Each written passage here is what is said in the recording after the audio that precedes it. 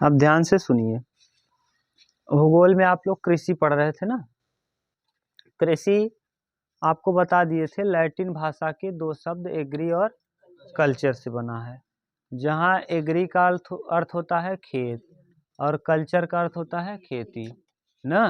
खेत यानी भूमि पर खेती करना क्या कहलाता है? कृषि। तो आप भूमि पर खेती किसी तरीके से पशुपालन कर सकते हो ना, खेत की जुताई करके वहाँ कुछ रोपण कर सकते हो, ये सब कृषि के अंतर्गत आता है। इसके बाद आप लोगों को शायद बता दिए थे कि कृषि में भारत की 2/3 जनसंख्या इन्वॉल्व है, लगी हुई है ना।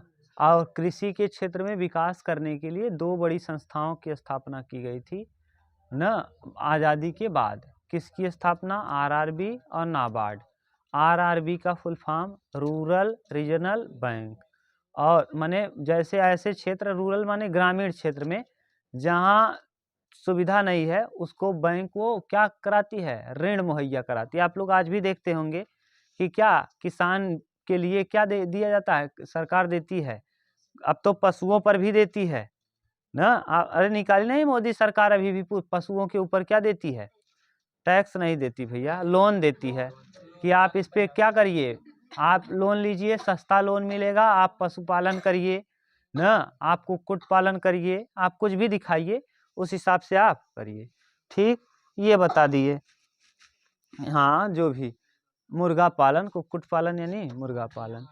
ठीक, इसके बाद आप लोगों को इसी में बता दिए थे कि भारत में मानसून के आधार पर फसलें 3 प्रकार की बोई जाती हैं।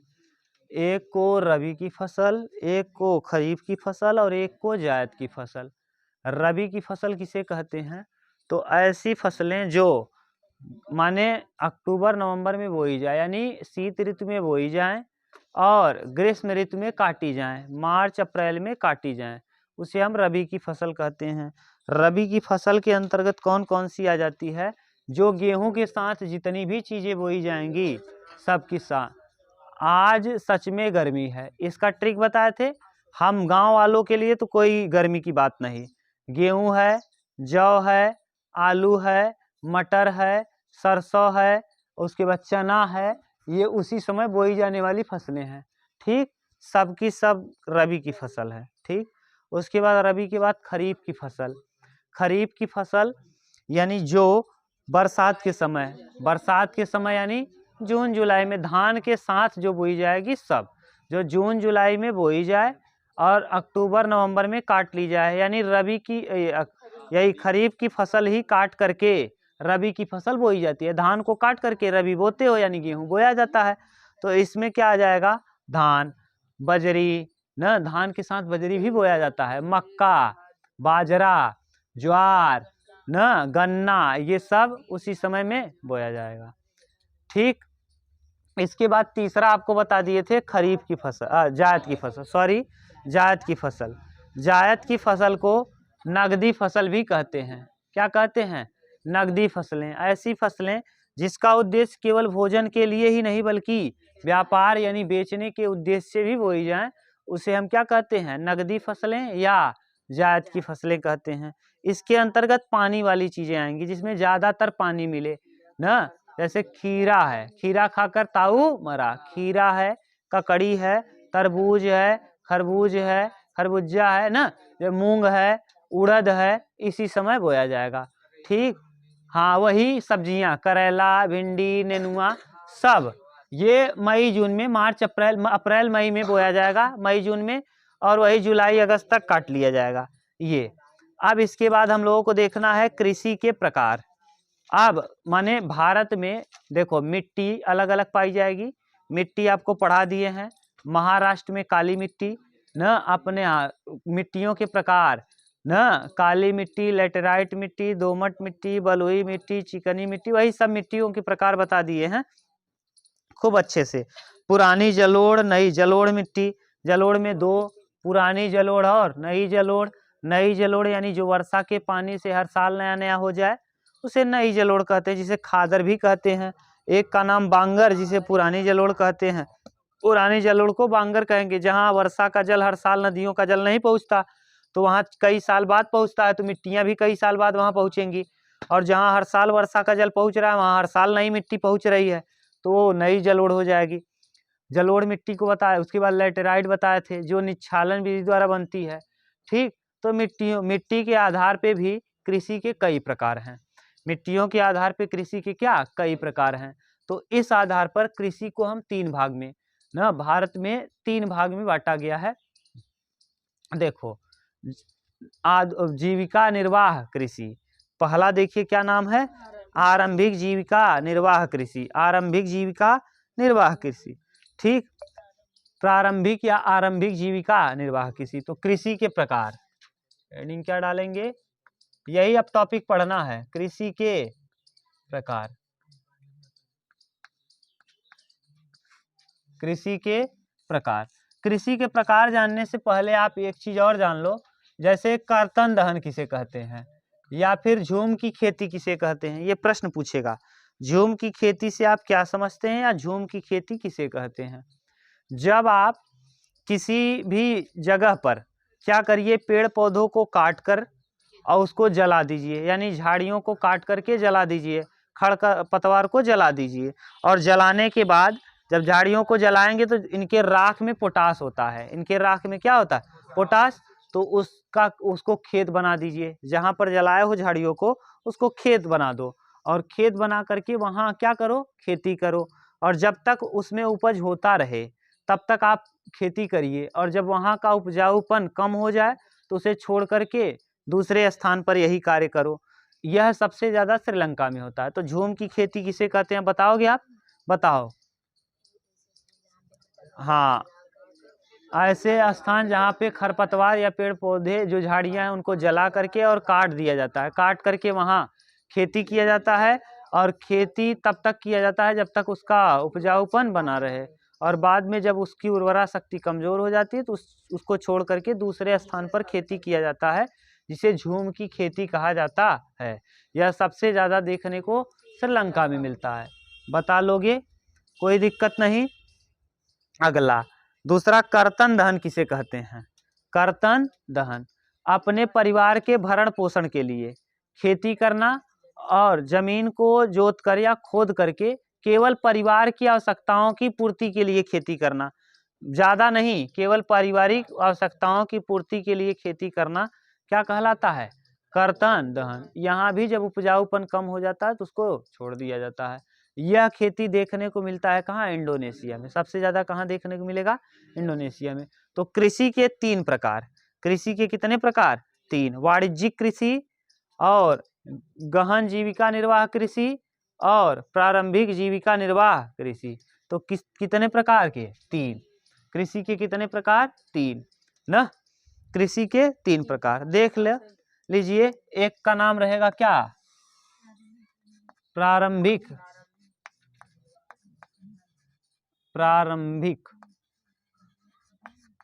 जीविका निर्वाह कृषि, जीविका निर्वाह कृषि।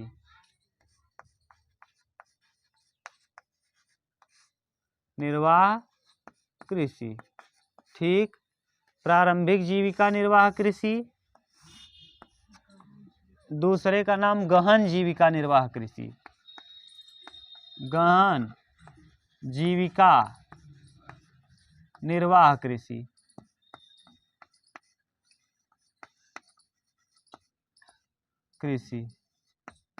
और तीसरे का नाम लिख लो, वाणिज्यिक कृषि,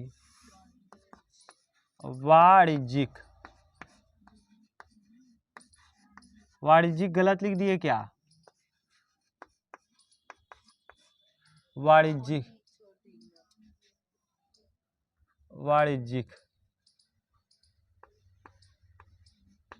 सही है, वाणिज्यिक कृषि। ठीक, अरे रोपण अलग चीज है, रोपण अलग से पढ़ा देंगे। ये 3 ही मुख्य हैं ना। तो कृषि के कितने मुख्य प्रकार हैं, 3।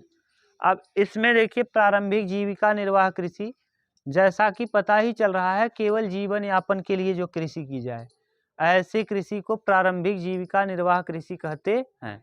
जैसे आपके परिवार के लोग मान लो केवल अपने परिवार के भरण पोषण के लिए जो कृषि की जाती है, ऐसी कृषि माने लकड़ी को नुकीला बना करके या फल किससे, कुदाल से, फरसी से गोड़ करके खेती किया जाए, केवल इसमें क्या पूर्ति होती है, माने परिवार का, केवल परिवार का भरण पोषण हो सकता है, इससे अधिक कुछ नहीं।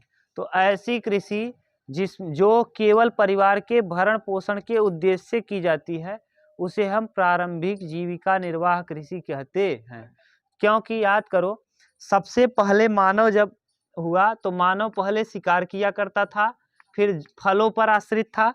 जो उसने पहला काम किया वो कृषि किया, और कृषि तब तक उतना उन्नति नहीं कर पाया था जब तक लकड़ी चला करती थी। पहले लकड़ी के फाल हुआ करते थे, लकड़ी को नुकीला बना देते थे या पत्थर को नुकीला उसी से खोदा करते थे। बाद में जब लकड़ी का हल होता था, बाद में जब विकास किया गया लोहे का, लौह युग आया, तो लौह युग में लोहे का जब विकास हुआ तो गहराई, अधिक गहराई में जुताई होने लगी, क्योंकि लकड़ी से ज्यादा गहराई में धंसाओगे तो लकड़ी क्या हो जाएगी, टूट जाएगी ना। तो जब किसकी आविष्कार हुआ, लोहा, जब लौह युग आया तो लोहे का आविष्कार हो गया, तो जितना गहराई में पहले जुताई होता था उससे ज्यादा गहराई में जुताई होने लगा, जिस वजह से कृषि के क्षेत्र में एक नई क्रांति आ गई।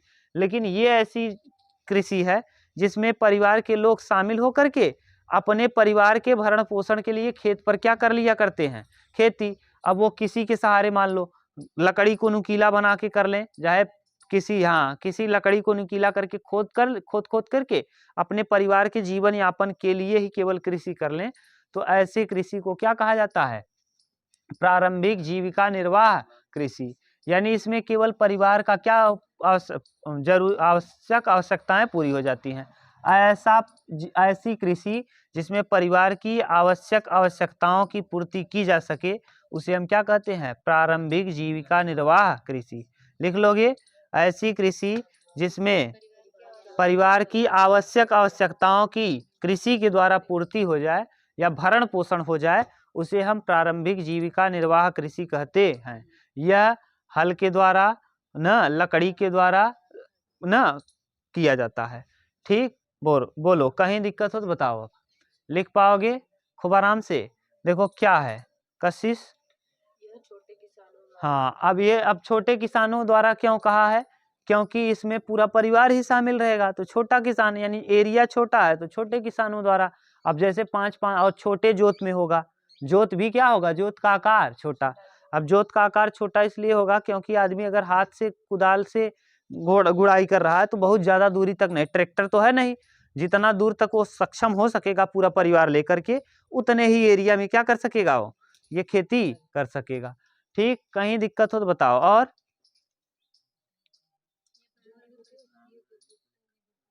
हाँ, यह परिवार की, हाँ, अब यह पर्यावरण के परिस्थितियों पर भी निर्भर करेगा। किसके ऊपर निर्भर करेगा, पर्यावरण। अगर पता चला बारिश हो गई तो खत्म हो जाएगा, कोई मतलब नहीं रह पाएगा। यानी यह पर्यावरणीय परिस्थितियों पर भी निर्भर करता है। किस पर निर्भर करता है, तो ये इसमें लिख सकते हो, इसमें परिवार की क्या हो सकती हैं, आवश्यक आवश्यकता पूरी हो सकती है।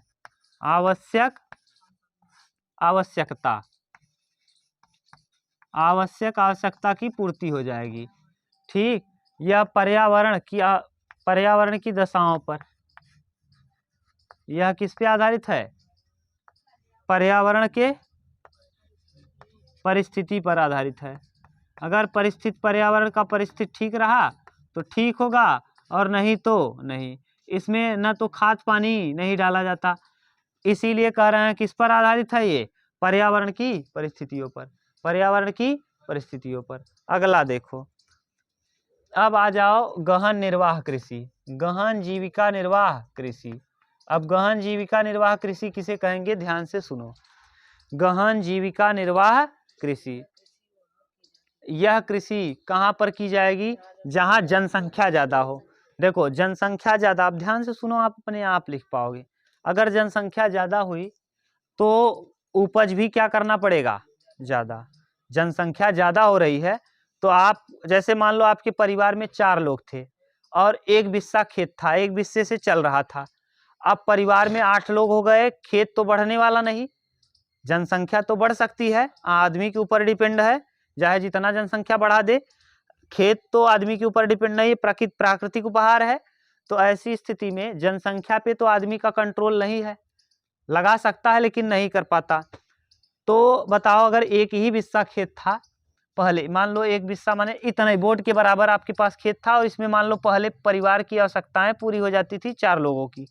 अब अभी भी बोर्ड के जितना बोर्ड है उतना ही खेत है, अभी भी खेत वही है, परिवार में 6 लोग हो गए, कितने की संख्या बढ़ गई, 2 लोगों की संख्या बढ़ गई।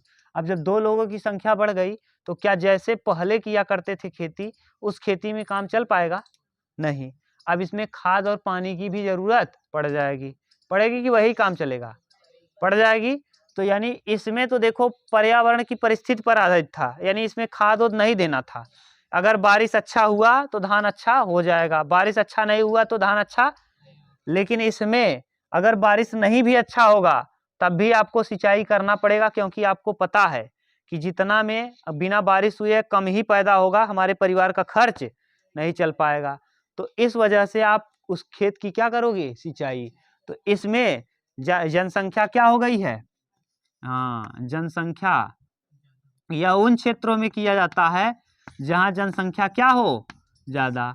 अगर जनसंख्या अधिक होगा, देखो ध्यान से, अगर जनसंख्या ज़्यादा होगा तो वहाँ खेती में करने के लिए आपको उर्वरक चीज यानी खाद, उर्वरक का उपयोग करना पड़ेगा। इसमें इस खेती में क्या करेंगे? उर्वरक। अभी देखो यहाँ तो मान लो आपके पास आराम से चल जा रहा था, परिस्थिति अगर ठीक रही तो ज़्यादा पैदा हो जाता था, नहीं ठीक रही तो खाने तक का हो जाता था। आप भरेंगे या न भरेंगे तो प्रकृति के ऊपर, ये कैसा था? पर्यावरण की दशा के ऊपर। लेकिन इसमें आपको आपकी मजबूरी है, नहीं भरेंगे तो कम होगा तो आपके परिवार का भूखा मर जाएंगे, लोग भूखे मरने लगेंगे। इस वजह से इसमें अधिक सिंचाई करना पड़ता है। क्या? अधिक सिंचाई की भी जरूरत पड़ती है, यानी इसमें सिंचाई भी आपको करना पड़ेगा। ये वाला देखो पर्यावरण की परिस्थिति पर आधारित है, और ये वाला आपके ऊपर डिपेंड है। इसमें उर्वरक का भी उपयोग करेंगे और सिंचाई का भी प्रयोग करेंगे, और जब सिंचाई और उर्वरक का उपयोग करेंगे तो धीरे धीरे जो जमीन है उसकी, माने अगर सोचो आपको शुरू से ही छोटे रहो तभी से दवा खिलाते रहें तो आपका जो उम्र है वो धीरे धीरे कम हो जाएगा। कोई भी व्यक्ति दुनिया का दवा अगर जीवन शुरू से ही, जन्म से ही दवा खाता चला आ रहा है और लगातार जीवन भर खा रहा है, तो अगर वो 100 साल जीने वाला रहेगा ना तो 70 साल तक जिएगा। क्यों? क्योंकि दवा का असर पड़ता है, वह किडनी को, लीवर को, सब जगह पे प्रभाव डालता है। ये मत सोचो कि दवाई बहुत अच्छी चीज है, अंग्रेजी दवा बहुत ही खतरनाक है न, लीवर में सूजन ला देती है, बहुत सारी नुकसान, साइड इफेक्ट भी हैं, लेकिन क्या करोगे, मजबूरी है। इसी तरीके से जब इन पर, खेत पर भी उर्वरक का उपयोग करेंगे, अधिक सिंचाई का उपयोग करेंगे, तो जब अधिक सिंचाई का उपयोग करेंगे तो उसमें लवणीयता बढ़ जाएगी, यानी खारापन क्या होगा? बढ़ जाएगा। ठीक, जिस वजह से उर्वरा शक्ति, भूमि की उर्वरा शक्ति क्या हो जाएगी? कम हो जाएगी। अब इसमें मुझे नहीं लगता कि गहन निर्वाह कृषि अगर आ जाएगा तो आप नहीं बता पाओगे, खूब अच्छे से लिख पाओगे, लंबा चौड़ा लिख पाओगे, कहीं दिक्कत हो तो बताओ। अब वाणिज्यिक कृषि, अब इतना उतारो तब वाणिज्यिक कृषि बताते हैं खूब अच्छे से, और उसके बाद हम लोग देख लेंगे भारत में किस स्थान पर किस चीज का खेती किया जाता है, और मैप से बता देंगे। ठीक, उतार लो। चलो, वाणिज्यिक कृषि देखो, वाणिज्यिक कृषि किसे कहते हैं? जब एक बड़े क्षेत्र पर एक ही प्रकार की खेती कर लो, यानी जब भूमि का आकार, जोत का आकार बड़ा हो। जोत का आकार बड़ा कहने का सेंस समझ रहे हो? भूमि, जैसे हम लोगों के यहाँ छोटा छोटा खेत है, 1 बिस्सा, 2 बिस्सा, 5 बिस्सा, कियारी 2 कियारी है, इस हिसाब की खेती में लाभ कम होता है। पूरा गांव का अगर जोड़ लोगे ना तो कम से कम 1 बीघा तक डाणे में चला गया हो, 1 बीघा खेत किस में चला गया होगा? डाण में। ऐसा नहीं होना चाहिए। जब एक बड़े क्षेत्र पर न एक ही प्रकार की कृषि की जाए तो उसे कौन सी कृषि कहते हैं? वाणिज्यिक कृषि। वाणिज्यिक कृषि का ही एक रूप होता है रोपण कृषि। क्या? रोपण। उसमें माने कच्चे माल का उत्पादन किया जाता है और उस कच्चे माल को पब्लिक के सहायता से, यानी कहाँ, कामगारों की सहायता से उसे कच्चे माल को काटवा लिया जाता है। जैसे कॉफ़ी है, कॉफ़ी की खेती, कॉफ़ी अपने यहाँ नहीं था, कॉफ़ी यमन से आया है। कहाँ से आया है? यमन। सऊदी अरब, यमन, ओमान, यूएई, ये सब अरब के कंट्री हैं। तो कॉफ़ी का उत्पादन कहाँ हुआ करता था? यमन। और यमन से तब आया भारत के कर्नाटक यानी कुर्ग में, कुर्ग जिले में, कर्नाटक के कुर्ग जिले में। जैसे चाय की खेती असम में होता है, लेकिन इसे लाने वाले अंग्रेज थे। लाने वाले कौन है? अंग्रेज। क्लियर? तो देखिए, जब एक बड़े क्षेत्र पर एक ही प्रकार की, जब एक बड़े क्षेत्र पर एक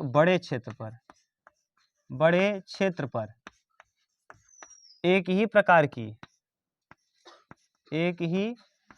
की खेती की जाए, तो उसे हम क्या कहते हैं? तो उसे हम वाणिज्यिक कृषि कहते हैं। उसे हम वाणिज्यिक कृषि कहते हैं। वाणिज्यिक कृषि कहते हैं। एक चीज आप बता पाओगे क्या? झूम की खेती किसे कहते हैं? ये पूछा है कई बार। हाँ, पेड़ों या झाड़ियों को, या फिर न झाड़ियों को काट करके, खरपतवार को काट करके और उसे जला दिया जाए, और जला करके वहाँ साफ करके खेती किया जाए, तो उसे क्या कहेंगे? झूम की खेती। यह सबसे ज्यादा देखने को कहाँ मिलता है? श्रीलंका में। अब ये वाणिज्यिक भी पता चल गया। अब पूछेगा चकबंदी क्या है? चकबंदी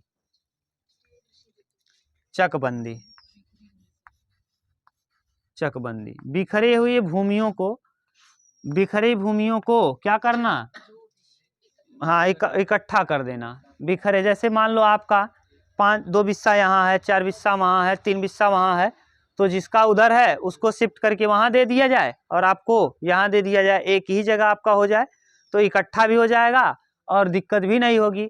तो बिखरी हुई खेतों को क्या कर देना? बिखरे हुए खेतों को या जोतों को एक साथ मिलाकर न आर्थिक रूप से लाभप्रद बना देना क्या कहलाता है? चकबंदी। लिख रहे हैं, बिखरे हुए जोतों को, बिखरे हुए जोतों मतलब खेतों, बिखरे हुए जो खेतों को एक साथ मिलाकर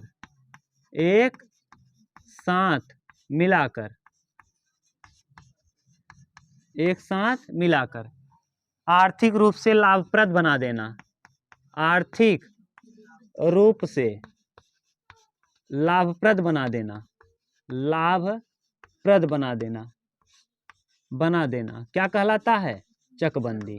बना देना चकबंदी कहलाता है।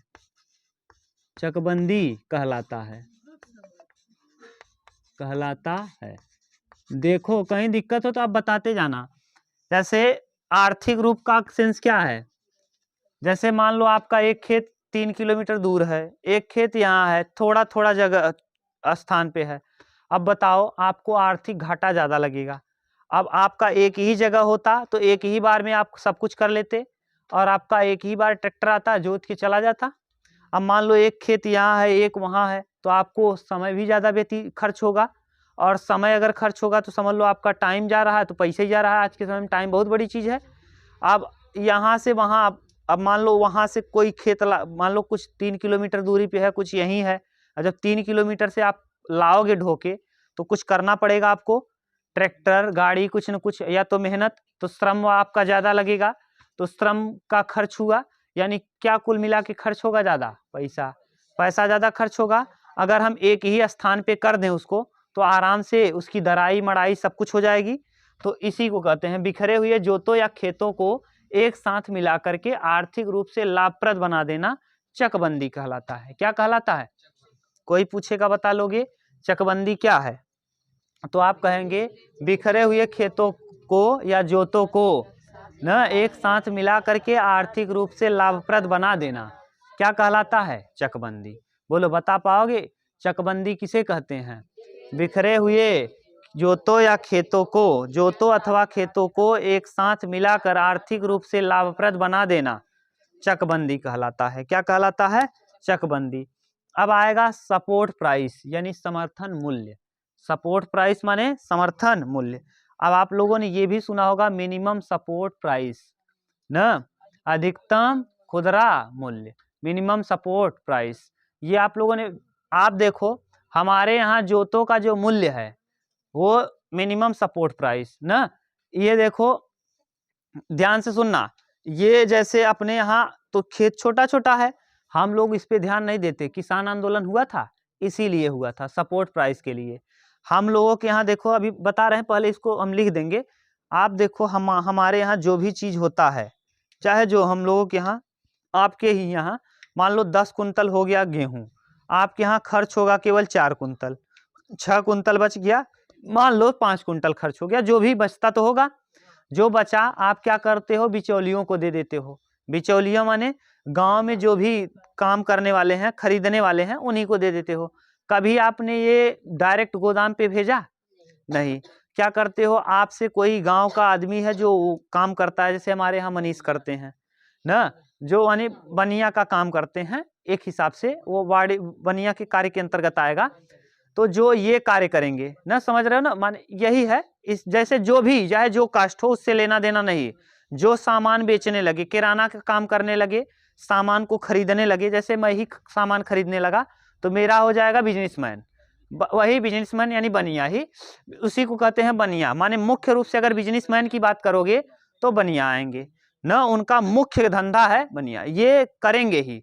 इनके अंतर्गत गुजराती आते हैं, ठीक, मुख्य रूप से गुजराती। वे करेंगे तो सरकारी ना, करेंगे तो नौकरी सरकारी, नहीं तो बेचेंगे तरकारी। ये एक सेंस होता है उनका, एकदम उनका टैग है उनका। हाँ, करेंगे नौकरी तो सरकारी, नहीं बेचेंगे तरकारी, उनका नियम है। वो करेंगे तो सरकारी नौकरी, नहीं तो किसी का नौकरी नहीं करते, वो खुद अपना करते हैं, ठीक। तो ये कार्य कहलाता है। अब बताओ, हमारे यहाँ से ले गए कोई आदमी, जैसे हम मान लो सरकार ने रखा है 25 रुपए kg, तो वो हमसे जब खरीदेंगे तो 20 खरीदेंगे, 22 खरीदेंगे।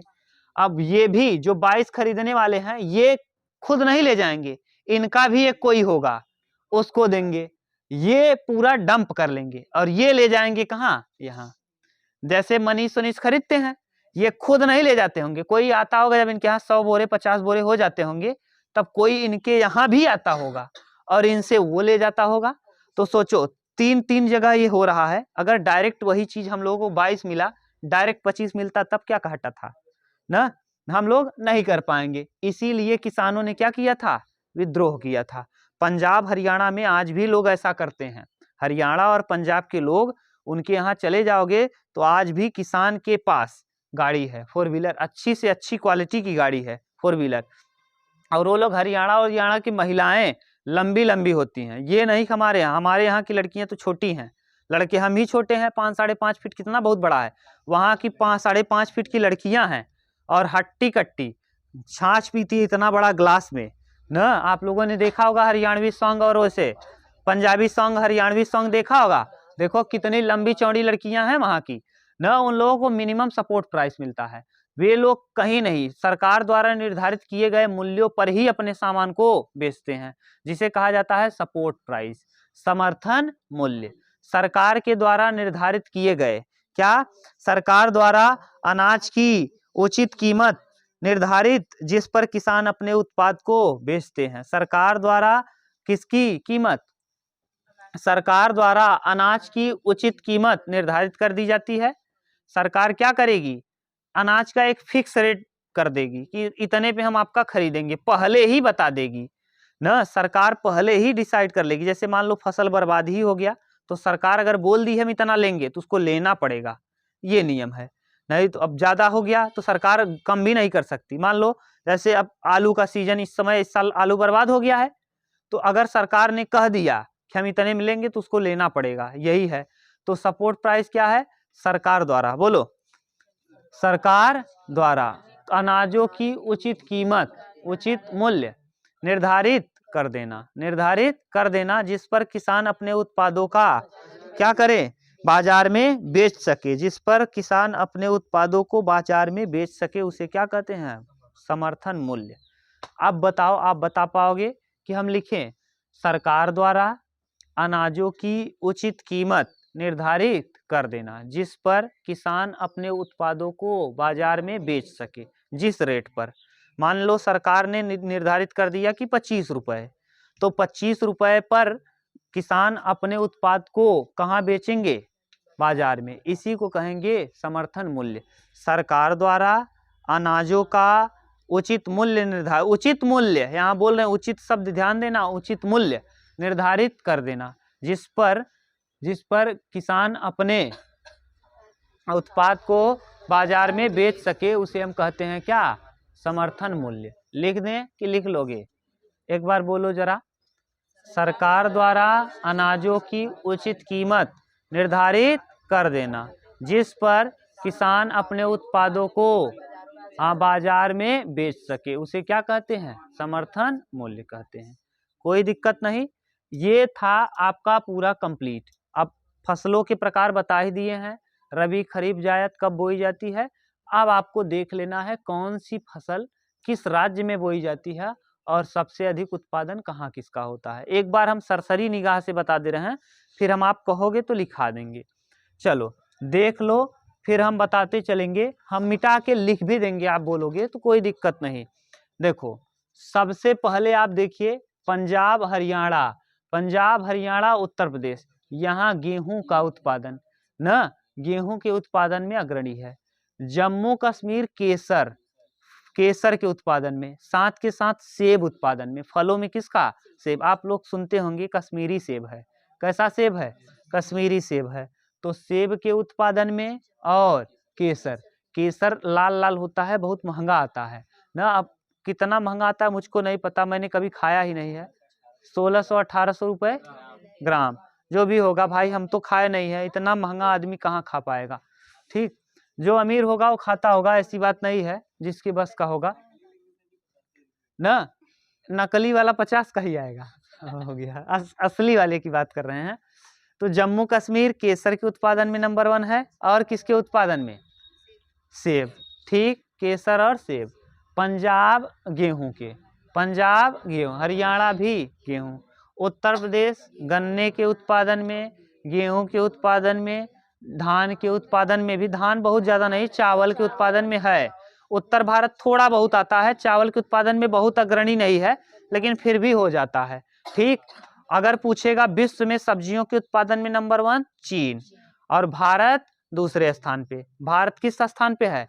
विश्व में सब्जियों के उत्पादन में भारत दूसरे स्थान पे है, और सब्जियों के उत्पादन में विश्व में कौन है? चीन। अगर पूछ लेगा विश्व में चावल के उत्पादन में प्रथम स्थान चीन, और भारत दूसरा स्थान। भारत किस स्थान पे है? हाँ, भारत दूसरे। चावल के उत्पादन में भी भारत दूसरे। भारत की मुख्य खाद्यान्न फसल है गेहूं और चावल। हम लोग सबसे ज्यादा क्या खाते हैं? गेहूं चावल, जिसमें से उसमें भी चावल महत्वपूर्ण है, और गेहूं में भी चावल। अगर गेहूं और चावल की तुलना करोगे तो चावल, इसीलिए ज्यादातर लोग भारतीय डायबिटीज के पेशेंट हो रहे हैं। चावल में कार्बोहाइड्रेट पाया जाता है न सबसे ज्यादा, जिस वजह से उसमें न मीठा, शुगर होने का, जिसको शुगर है वो भी बेचारा थोड़ा बहुत मार देता है जुगाड़। ठीक, अब देख लो, आप ही लोग हो, चावल थोड़ा आसानी से न, अब कौन कूचे, आजकल एक से आलसी आदमी है, सोचा दिन कूचना पड़ेगा, चावल ले लो, धड़ाक से काम हो गया। इसी में जितने लोग बैठे हो सब के सब जुआड़, हाँ, चावल लिए रहोगे बगल में लोटा, क्योंकि चावल का एक गुण होता है कि चावल सरकता नहीं, अगर कूचोगे ठीक से नहीं सरकेगा नहीं, फंस जाता है। और लोटा ले रहा खींच ले, पानी सहित जाए घर का पागप अंदर ना, ये देखा होगा आपने। तो ये तो चावल के उत्पादन में, अब देखो इधर आ जाओ, पश्चिम बंगाल 2 चीजों के उत्पादन में नंबर 1 है, एक चावल और दूसरा चावल का कटोरा, इसी को कहते हैं। और धान, छत्तीसगढ़ को क्या कहते हैं? धान का। ठीक, धान का कटोरा। अभी भी कभी कभी ये भी दे देता है कि चावल का कटोरा यही पश्चिम बंगाल के लोगों को भात चावल बहुत पसंद है, वो मच्छी भात खाते ही हैं। यहाँ बंगाल के लोग मच्छी भात बिना खाए रह ही नहीं सकते ना, चावल यहाँ का फेवरेट भोजन है। ठीक, चावल में ये लोग कुछ ना कुछ करेंगे, चावल जरूर खाएंगे। यहाँ ये इधर दे, चलो रोटी महंगा है, हो गया। चलो ये पश्चिम बंगाल चावल के लिए प्रसिद्ध है। देखो यहाँ एक और चीज है, जूट आप जानते होंगे, पटसन, जूट यानी पटसन के पेड़ से जूट निकलता है। अब जूट देखो, आप लोग देखते होंगे, जूट का बोरा बनता है, जूट का क्या? बोरा, जिसे भूरा सोना कहा जाता है ना। जूट का बोरा आप लोगों ने देखा होगा जिसमें चावल अरे आता है। अभी जो हम मोदी जी बांटते हैं गल्ला ना, ये सरकार का एक नियम है, शुरू से बहुत दिन से लागू है, ये नहीं कि मोदी जी ने लागू किया, बहुत दिनों से ये था, आज से नहीं बहुत दिनों से था ना, चल रहा है। तो इसमें देखो जूट का बोरा आता है, जूट के बोरे में ही आता है। ठीक, ये जूट के उत्पादन में भी अग्रणी है, जूट के उत्पादन में भी अग्रणी। तो समझ गए। इधर आ जाओगे असम। असम चाय के उत्पादन के लिए, चाय के उत्पादन के लिए कौन है? असम। असम असम के अलावा पश्चिम बंगाल में भी दार्जिलिंग, दार्जिलिंग है, सिल्लीगुड़ी है, जलपाईगुड़ी, वहां भी ये देखो चिकन नेक जिसे कहते हो, मुर्गी का गर्दन, चिकन नेक। देखो ऐसे पश्चिम बंगाल ऐसा है जैसे सर मुर्गी का क्या हो, पेट हो, ये मुंडी हो, मुंडी देखो जैसे मुर्गी ऐसे लपकाई हुई है, ये देखो, इसी को कहते हैं चिकन नेक। तो चिकन नेक के ऊपर दार्जिलिंग है, यहीं जलपाईगुड़ी है, यहीं सिल्लीगुड़ी है। जलपाईगुड़ी, सिल्लीगुड़ी और दार्जिलिंग में चाय की खेती होती है, लेकिन सबसे ज्यादा अगर पूछ लेगा असम में। चाय की खेती के लिए सबसे प्रसिद्ध कौन है? असम। और चाय अगर पूछ ले आपसे कि चाय कहाँ से आया है, तो आप बताएंगे ब्रिटेन, यानी इंग्लैंड वालों ने आया था, हम लोगों को आदी बना दिया चाय का। ठीक, ये चाय कहाँ से आया है? इंग्लैंड से। ठीक, अंग्रेजों के द्वारा, अंग्रेजों की देन है। अब इसके बाद चाय बता लोगे। अगर एक बार पूछा था दक्षिण भारत में चाय के उत्पादन में नंबर 1 राज्य कौन है? तमिलनाडु। कौन है? तमिलनाडु। याद रखना, दक्षिण भारत में चाय की खेती के लिए अग्रणी राज्य कौन है? तो तमिलनाडु। अग्रणी राज्य कौन है? तमिल। राजस्थान अगर पूछ लेगा तो ज्वार, बाजरा, मक्के ना, मोटे अनाजों के लिए कौन? राजस्थान। मोटे अनाजों के लिए राजस्थान। ठीक, गुजरात और महाराष्ट्र में अगर पूछेगा तो कॉटन, हाँ, सूती वस्त्रों का ना, और यहाँ कपास, कपास। ठीक, कपास की खेती महाराष्ट्र, काली मिट्टी का, इसीलिए इसको कपासी मिट्टी भी कहा जाता है। तो काली मिट्टी को कपासी मिट्टी भी कहा जाता है। ठीक, तो कपास की खेती महाराष्ट्र और यहाँ होता है ना। अब याद करके रखना, यहाँ मध्य प्रदेश में, मध्य प्रदेश में सब्जियों का भी उत्पादन होता है और साथ के साथ मूंगफली। मध्य प्रदेश का एक इटारसी जगह है, इटारसी। और नासिक आप लोग जानते होंगे, नासिक ना, नासिक कहाँ है? महाराष्ट्र में। अंगूर की खेती के लिए प्रसिद्ध है। किसके लिए? अंगूर। महाराष्ट्र प्याज, मध्य प्रदेश प्याज के लिए भी प्रसिद्ध है। महाराष्ट्र का नासिक प्याज के लिए भी प्रसिद्ध है। जानते रहो, महाराष्ट्र आम के लिए, अल्फांसो आम के लिए भी प्रसिद्ध है। और ये बिहार जो है, ये चिनिया केला, इतनी बड़ी बड़ी केली होती है, 15-20 दिखाई डलवा चिनिया केला, तब उन पेट भरे। तो ये है चिनिया केले के लिए ना, चिनिया केले के लिए। ठीक, एमपी का समझ में आ गया। छत्तीसगढ़ को धान का कटोरा का, धान का कटोरा। उड़ीसा भी चावल की खेती के लिए ठीक ठाक है। ठीक, अब कर्नाटक का कुर्ग जिला, कर्नाटक का कुर्ग, कॉफी के लिए। किसके लिए? कॉफी के लिए। ये कॉफी यमन से आया है। कहाँ से? यमन से। कॉफी के लिए कर्नाटक का कुर्ग जिला। मसालों के लिए मसालों के लिए केरल, मसालों की केरल। क्लियर। काली मिर्च सबसे ज्यादा यही होता है। कोच्चि बंदरगाह पे ही वास्को डिगामा आया था 1498 में। कहाँ का था? पुर्तगाल का। पुर्तगाल की राजधानी लिस्बन, पुर्तगाल की राजधानी लिस्बन। और पहले चला था कौन? कोलंबसवा। कोलंबस कहाँ का था? स्पेन का। स्पेन का राजधानी मैड्रिड, स्पेन की राजधानी मैड्रिड। लेकिन वो पहुंच गया था पगला कहाँ? उत्तरी अमेरिका में। कहाँ? उत्तरी अमेरिका के तटवर्ती इलाकों में। इसीलिए उत्तरी अमेरिका के तटवर्ती इलाकों को रेड इंडियन कहा जाता है। क्या कहते हैं? Red Indian. बोलो भाई, एक बार क्लियर हुआ? अब हम लिख दें, लिख के बता दें, पूरा एकदम साफ हो जाए आपका। ठीक, साफ हो जाए मतलब आ जाए, ये नहीं कि साफ हो जाए ना, ये दिमाग में फीड हो जाए। चलो देखो, ये प्रारंभिक जीविका निर्वाह कृषि का कुछ और नाम है, अन्य नाम ना, ये छूट गया, ध्यान नहीं दिए, पूछा है अभी, देखे ना तो समझ में आया। देखो, प्रारंभिक जीविका निर्वाह कृषि का कुछ अन्य नाम है। देखो, जैसे मैक्सिको में कर्तन दहन प्रणाली, अभी कर्तन दहन प्रणाली आपको बताए थे। मैक्सिको अपना देश है नहीं, भारत की बात हम नहीं कर रहे हैं, अगर विश्व की बात करेगा तो मैक्सिको में इसे कर्तन दहन प्रणाली, और कर्तन दहन अभी बताए थे आपको। कर्तन दहन किसे कहते हैं? लिखवा भी दिए हैं, शुरू में बोले भी हैं ना। जब छोटे छोटे क्षेत्रों में क्या किया जाए? खेती ना, तो उसे कर्तन दहन, छोटे छोटे क्षेत्रों में नहीं, बहुत अच्छे से बता दिए हैं। हाँ, जमीन को साफ करके पूरा, हाँ, परिवार के भरण पोषण के लिए किया जाए तो उसे कर्तन दहन। तो हमको विश्व से मतलब नहीं है, मैक्सिको में ही इसको कर्तन दहन कहते हैं। देखो, और उत्तर भारत में, उत्तर पूर्वी भारत में, उत्तर पूर्वी प्रदेश में, उत्तर पूर्वी, ध्यान सुनना, उत्तर पूर्वी प्रदेश में इसी को झूम की खेती, कौन सी खेती? झूम की खेती। इसी को किस खेती के नाम से जानते हैं? यानी झाड़ियों को काट दिया जाएगा, साफ करके वहां खेती किया जाएगा जला करके। तो उत्तर पूर्वी प्रदेश में झूम की खेती। मध्य प्रदेश में बताओ किस नाम से? एमपी, बेबर या दहिया। मध्य प्रदेश में बेबर या दहिया, मध्य प्रदेश में बेबर या दहिया। आंध्र प्रदेश में इसको पोंडू या पेंडा, पोंडू या पेंडा, पोंडू या पेंडा के नाम से आंध्र प्रदेश में। उड़ीसा में, हाँ, पामाडाबी या पोमान, पामाडाबी या पोमान, पामाडाबी या पोमान। तो इसके कुछ नाम है। झारखंड में कुरुआ, झारखंड में कुरुआ, ठीक। ये उत्तरी पूर्वी प्रदेश में इसको झूम। तो ये नाम है, कुछ नाम है, आप जानते रहो ना। पांडा भी कहते हैं यहाँ भी, ये अंडमान, ठीक। तो एक क्षेत्र में, एक विशेष क्षेत्र में उनकी संस्कृति के आधार पर बोला जाता है, ठीक। अब लिखो आप क्या, कौन सी कृषि कहाँ बोई जाती है। अब ये इसमें बता ही दें, अब इसमें है क्या। रबी की फसल बता दिए, खरीफ बता दिए, जायद बता दिए। अब उसमें क्या बताना है बताओ। कह रहा है चावल, चावल आपको बता दिए कहाँ होगा। चावल के लिए पश्चिम बंगाल, चावल के लिए पश्चिम बंगाल। ये किस फसल के अंतर्गत आएगा? खरीफ। बता दिए हैं, खरीफ के अंतर्गत आता है चावल, आराम से बता लोगे आप।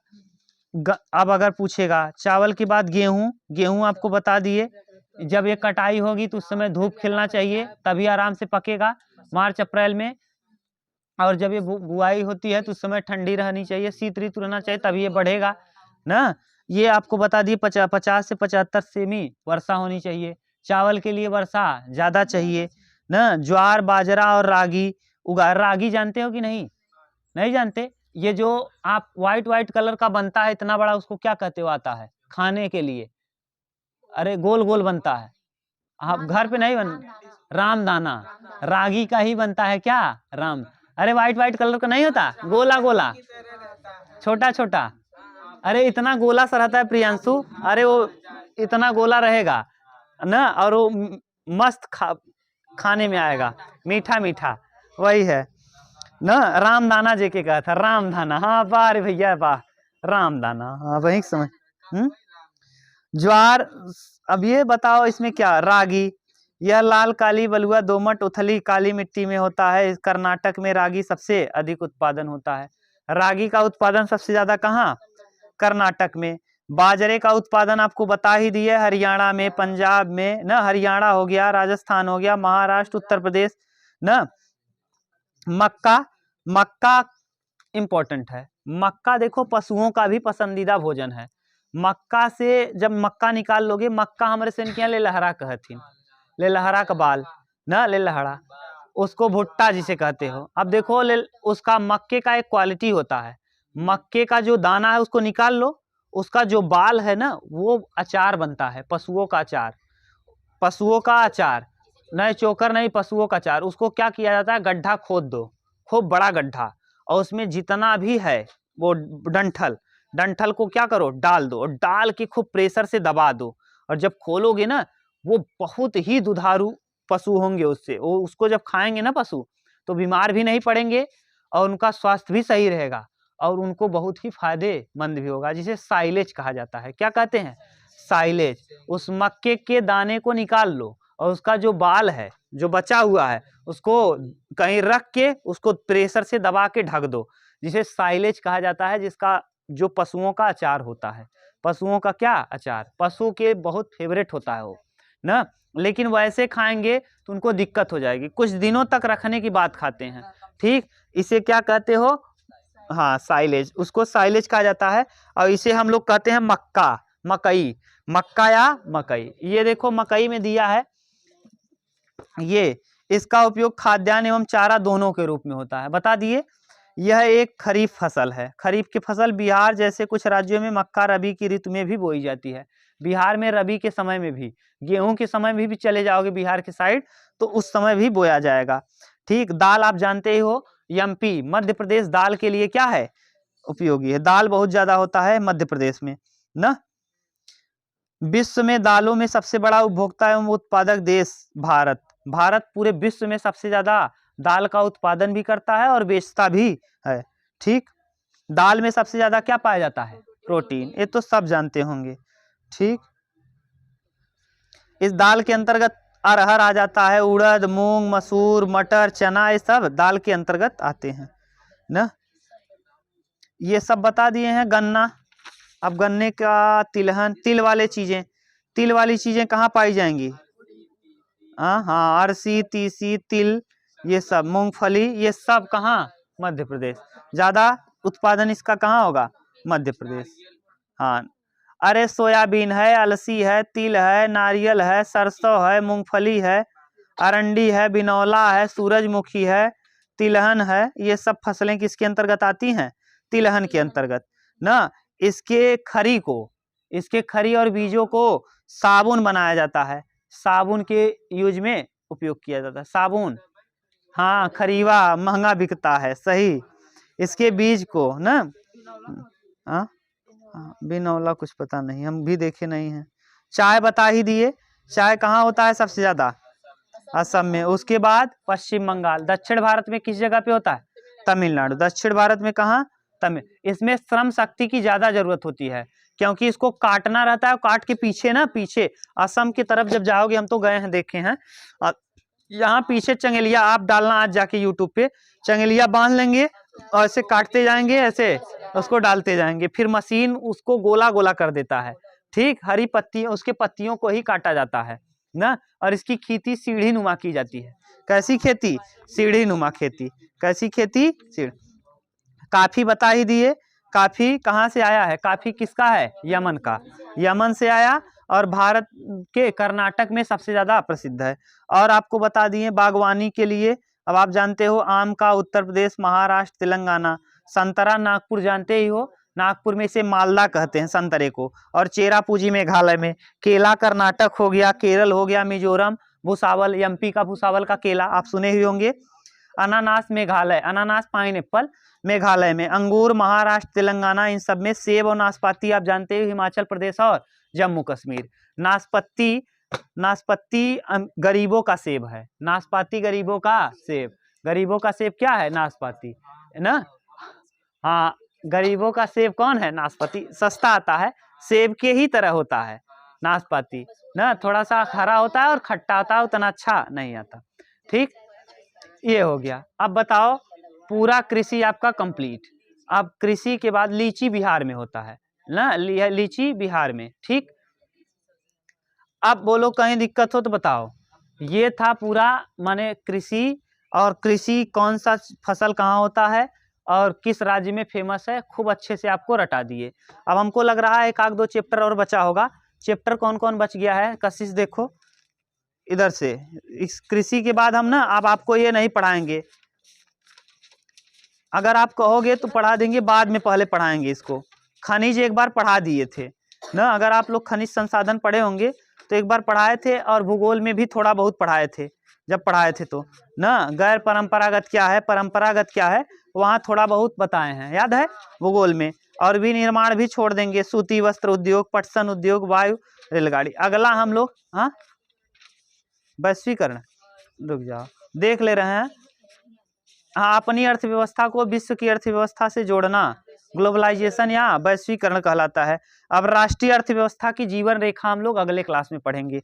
जैसे कि इसमें परिवहन, सड़क हो गया ना, सड़क परिवहन, जल परिवहन, वायु परिवहन, इन सब चीजों को देख लेंगे। GT road, grand trunk road, GT road, grand trunk road, जिससे शेरशाह सूरी ने चालू कराया, ये सब हम देख लेंगे।